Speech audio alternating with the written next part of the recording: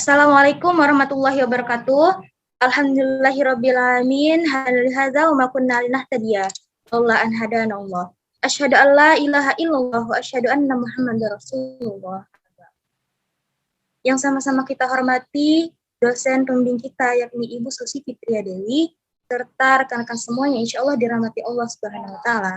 Amin amin ya rabbal alamin.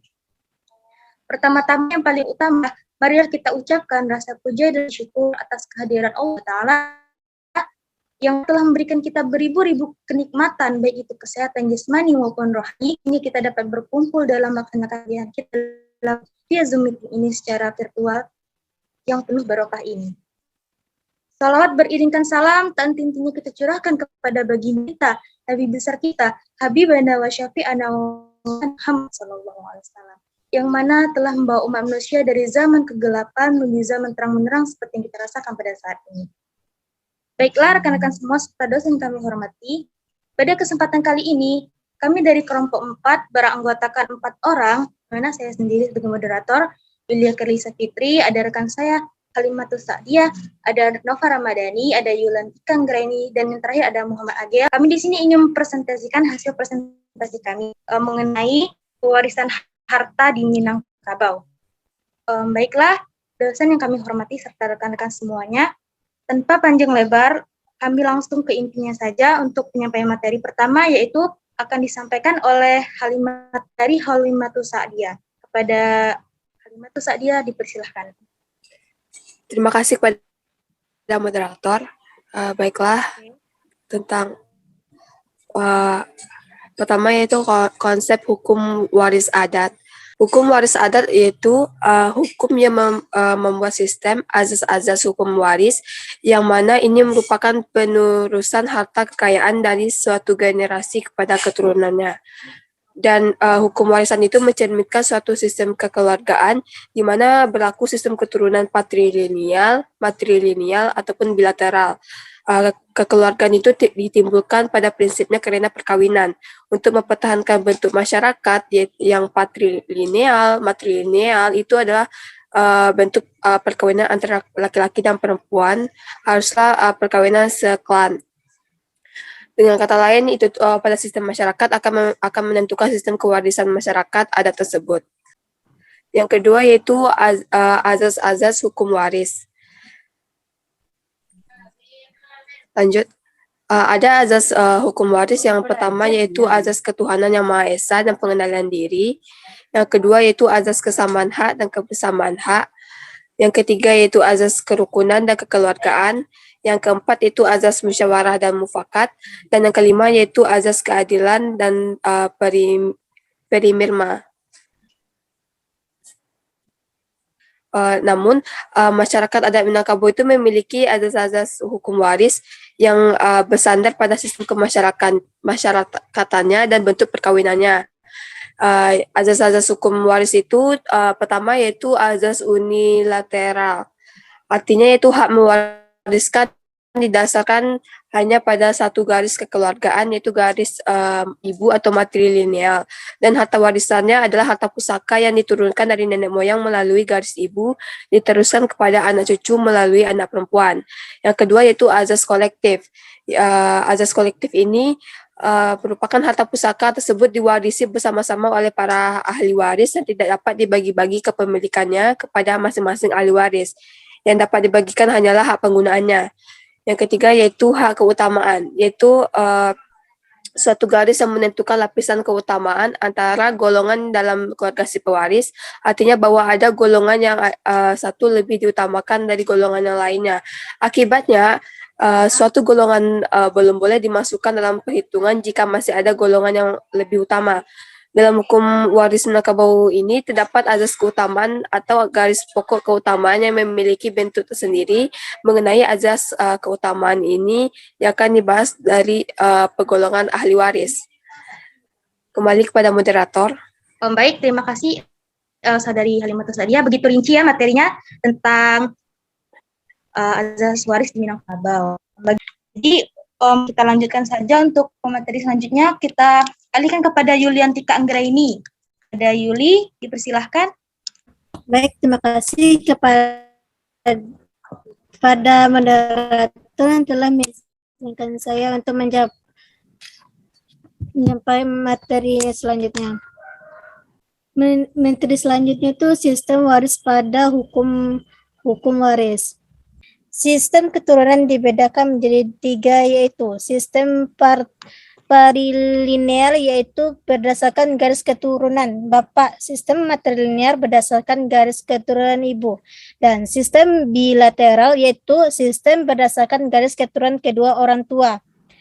Sistem individual berdasarkan sistem ini setiap ahli waris mendapatkan atau memiliki harta warisan menurut bagian masing-masing. Pada umumnya sistem ini diterapkan pada masyarakat yang menganut sistem kemasyarakatan bilateral seperti Jawa dan Batak.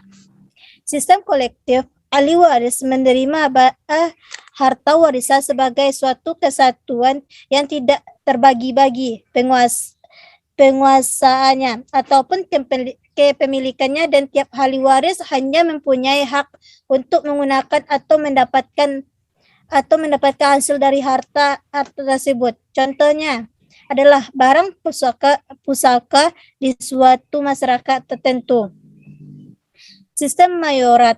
Dalam sistem mayorat, harta warisan dialihkan sebagai suatu kekuasaan yang tidak terbagi dengan hak penguasa yang dilimpahkan kepada anak tertentu.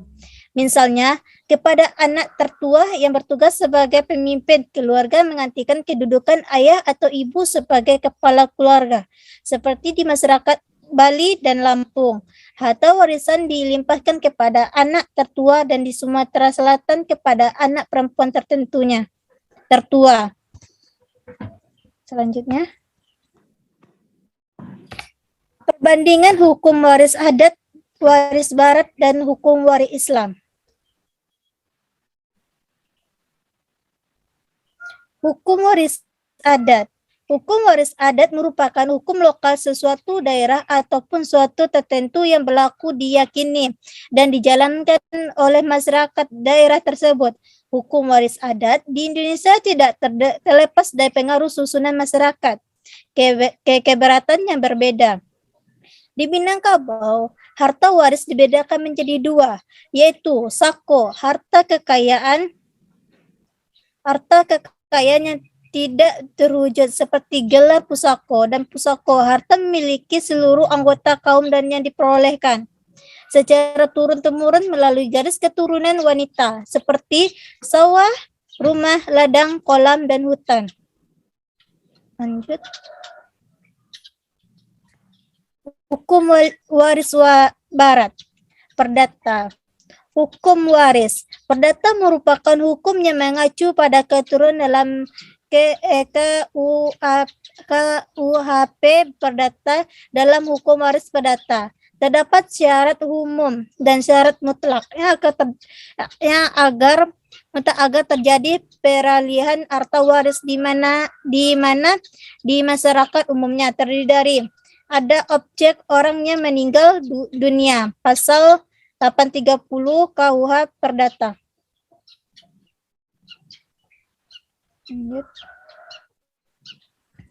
Hukum waris Islam. Hukum waris Islam adalah aturan yang digunakan untuk membagi harta peninggalan yang melandaskan dalil di dalam kitab suci Al-Quran. Hadis Nabi yang kesepakatan para ulama. Aturan inilah yang dijadikan pedoman untuk melakukan pembagian warisan.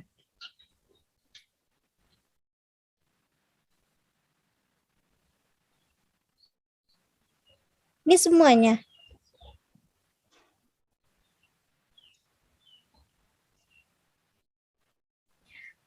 Perbandingan hukum waris adat, hukum waris barat, dan hukum waris Islam. Hukum waris adat. Harta waris adat Minangkabau dibagi secara turun-temurun berdasarkan garis keturunan ibu matrilineal. Sedangkan hukum waris barat perdata terdapat 4 golongan ahli waris, yaitu golongan 1 anak pewaris dalam garis keturunan garis lurus ke bawah serta suami atau istri yang ditinggalkan. Golongan kedua, orang tua, ayah dan ibu, dan saudara-saudara serta keturunan yang saudara golong saudara. Golongan 3, keluarga dalam garis keturunan ke atas sesudah bapak dan ibu. Dan golongan keempat, keluarga garis ke samping sampai derajat ke-6. Sedangkan hukum waris Islam, pergolongan kelompok ahli waris yang langsung diatur oleh KHI, pergolongan kelompok ahli waris tersebut diatur pada pasal 174, yaitu pergolongan kelompok menurut hubungan daerah dan pergolongan kelompok menurut hubungan perkawinan. Baik, terima kasih kepada penyampaian dari Yulian Tingka Anggraini tentang sistem waris pada hukum waris di Minangkabau. Untuk materi selanjutnya akan dialihkan dulu kepada saudari Nova. Kepada Nova dipersilahkan. Baiklah, terima kasih kepada moderator yang telah memberikan waktunya untuk saya menjabarkan materi mengenai pembahasan artikel yang berjudul Pewarisan Harta Pusaka Tinggi kepada Anak Perempuan di Minangkabau dalam perspektif perlindungan terhadap perempuan dan hukum Islam, yang mana artikel ini disusun oleh Linda Firdawati. Baiklah, yang pertama yaitu hak dan kedudukan perempuan dalam hukum kewarisan Islam, sebagaimana firman Allah yang artinya Allah mensyariatkan bagimu tentang pembagian pusaka untuk anak-anakmu, yaitu bagian seorang anak laki-laki sama dengan bagian 2 orang anak perempuan, dan jika itu semuanya perempuan lebih dari 2, maka bagi mereka 2/3 dari harta yang ditinggalkan. Jika anak perempuan itu seorang saja, maka ia memperoleh separuh harta, dan untuk ibu bapak, bagi masing-masingnya 1/6 dari harta yang ditinggalkannya. Jika yang meninggal itu mempunyai anak, jika orang yang meninggal tidak mempunyai anak dan ia diwarisi oleh ibu bapaknya saja, maka ibunya mendapat 1/3. Jika yang meninggal itu mempunyai beberapa saudara, maka ibunya 1/6. Sebagian pembagian tersebut di atas sudah dipenuhi wasiat yang ia buat dan sesudah dibayar hutangnya tentang orang tuamu dan anak-anakmu. Kamu tidak mengetahui siapa di antara mereka yang lebih dekat atau banyak manfaatnya bagimu. Ini adalah ketetapan dari Allah. Sesungguhnya Allah Maha mengetahui lagi Maha bijaksana. Quran Surah An-Nisa ayat 11. Nah, sebagaimana yang telah diterangkan dalam ayat tersebut, bahwasanya ketentuan mengenai pembagian harta warisan dengan aturan yang sangat adil sesuai dengan ketentuan yang terdapat dalam Al-Quran telah ditetapkan dengan rinci, baik bagian masing-masing laki-laki ataupun perempuan, mulai dari bapak, ibu, kakek, nenek, suami, istri, anak, saudara, dan seterusnya. Yang kedua yaitu hak dan kedudukan perempuan dalam hukum pewarisan adat Minangkabau. Wanita merupakan pewaris harta keluarga dan pembawa nama keluarga. Garis keturunan mengikuti garis keturunan ibu, bukan dari pihak bapak. Dalam pengaturan pewarisan pusaka, semua harta yang akan diwariskan harus ditentukan dulu kedudukannya. Kedudukan harta pusaka ini terbagi dalam pusaka tinggi dan pusaka rendah. Adapun yang termasuk ke dalam pusaka rendah, pembagiannya dilakukan menurut hukum faraid, yaitu laki-laki dan perempuan mendapatkan bagian dari warisan kedua orang tuanya. Hanya bagian anak laki-laki mendapat 2 kali bagian dari anak perempuan. Baik, mungkin sekian saja penyampaian materi atau pembahasan artikel dari saya. Saya kembalikan kepada moderator. Baik, terima kasih atas jawabannya dari saudari Nova. Bagaimana untuk rekan-rekan semua, apakah ada tambahan? Cukup menarik sekali ya materi Nova ini tentang asas hak dan kedudukan perempuan dalam hukum kewarisan Islam untuk Minangkabau ya. Bagaimana saudara-saudari, apakah ada tambahan tentang materi kita sekarang yang kedua ini? Gimana? Yulian Tingka Anggraini. Gimana Muhammad Agel?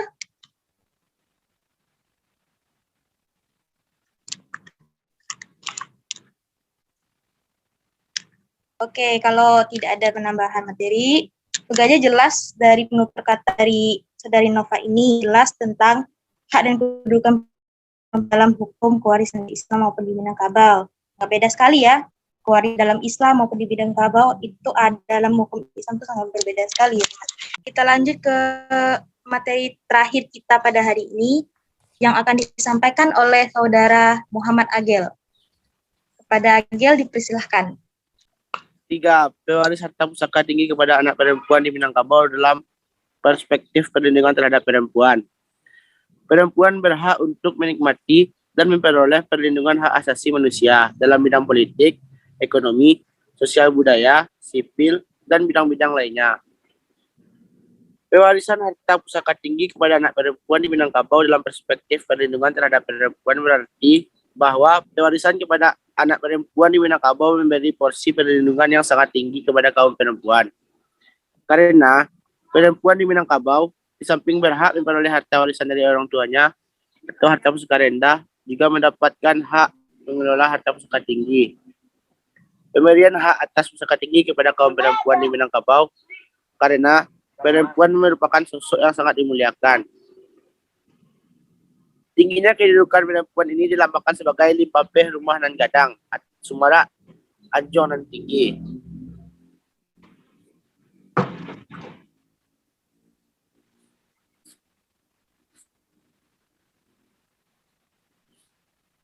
Empat. Itu masih aja lah, Julia. Oke, baik. Terima kasih banyak, Saudari Agel. Cukup menarik kita yang terakhir ini, teman-teman, tentang pewarisan harta pusaka tinggi kepada anak perempuan di Minangkabau dalam perspektif perlindungan terhadap perempuan. Materi ini menjelaskan tentang kondisi berbeda saat ini di mana antara kewajiban antara laki-laki maupun perempuan itu sangat beda. Untuk pemimpinan itu lebih ke perempuan, sedangkan laki-laki itu hanya semata sebagai pelengkap saja. Jadi itu inti dapat kita ambil dari materi yang keempat ini. Untuk selanjutnya, bagaimana tanggapan dari rekan-rekan sekalian? Apakah ada tanggapan atau sedikit tambahan dari materi kita yang keempat ini? Silahkan. Cukup menarik sekali. Cukup dan jelas, teman-teman.